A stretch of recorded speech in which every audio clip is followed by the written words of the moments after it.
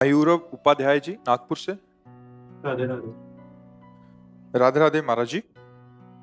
महाराज जी, मैं बदलना चाहता हूँ पर बदल नहीं पाता। मैं बहुत कुछ करना चाहता हूँ पर कुछ कर नहीं पाता। मुझसे सुबह उठा नहीं जाता, मोबाइल छोड़ नहीं सकता। मैं छोटे छोटे संकल्प भी पूरे नहीं कर पाता। मैंने अपनी पूरी जिंदगी बस सपनों में ही गुजार दी। तो यार जिंदगी भी अभी कितनी व्यतीत की है। मेरा अभी खुद तो पर विश्वास उठ चुका है। अभी तो बच्चे हो, सही मार्ग नहीं मिला इसलिए विचलित हो रहे हो। अभी तो बच्चा, आप अपने जीवन को उन्नतिशील बना सकते हो, बदल सकते हो, जो चाहोगे वो बन सकते हो। अभी नई अवस्था है ना। हाँ, ये कुछ कमियां हैं आपके अंदर जिनके कारण आपको ऐसा मन चिंतन कराने लगा, बुद्धि ऐसा निश्चय करने लगी। अगर उन कमियों को दूर किया जाए और बुद्धि पवित्र हो जाए तो अभी आपको आनंद मिलने लगेगा। समझ रहे हैं?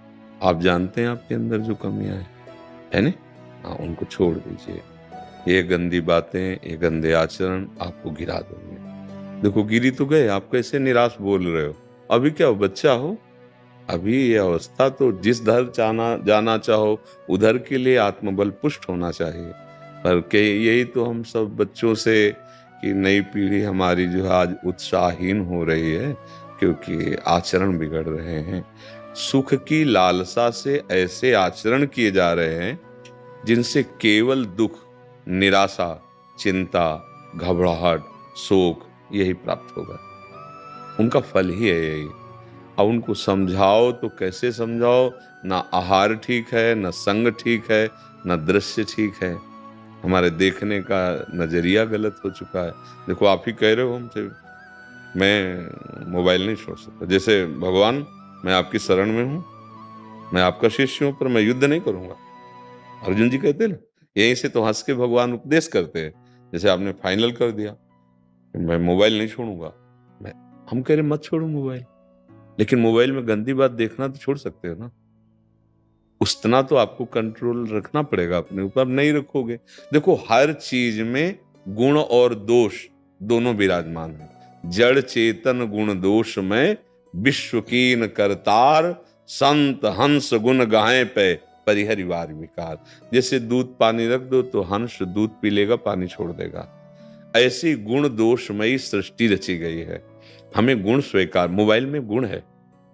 आप एक दूर देश में बैठे एकांतिक महात्मा के वचन सुन सकते हो, किसी भी महात्मा के वचन सुन सकते हो, किसी भी शास्त्र का स्वाध्याय कर सकते हो उसी में।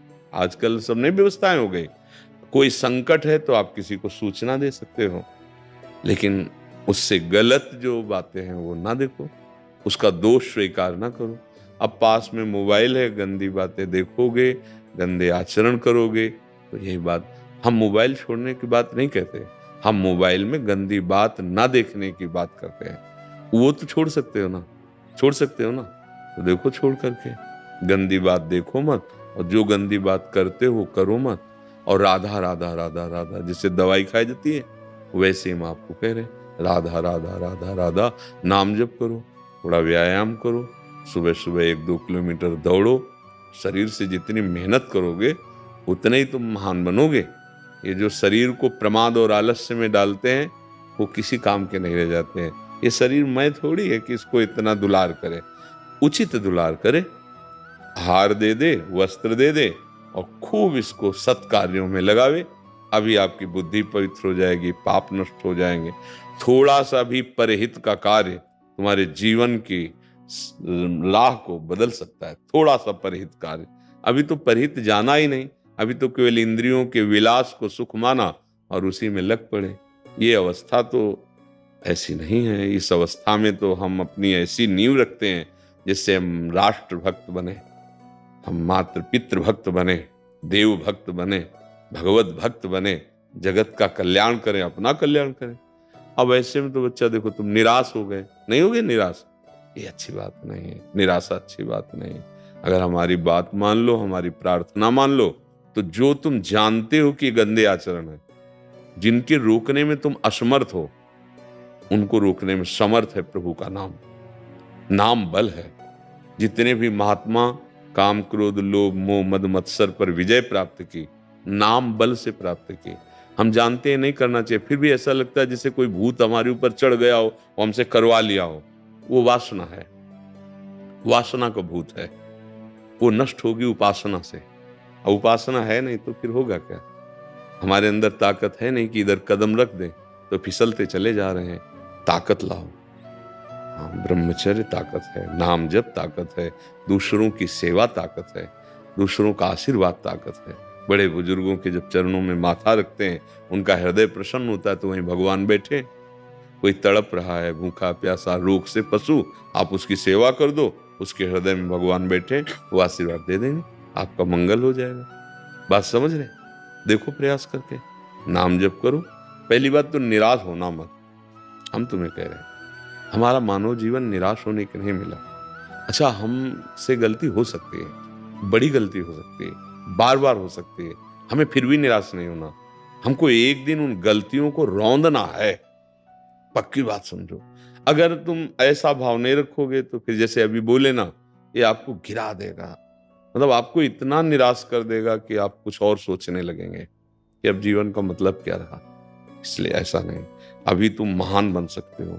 देखो, कई कई वर्ष गंदे आचरणों में रहे, जैसे वैश्यागामी चिंतामणि जी के पास विल्व मंगल जी, और वहां से धक्का मिला, घर परिवार सब छूट गया था।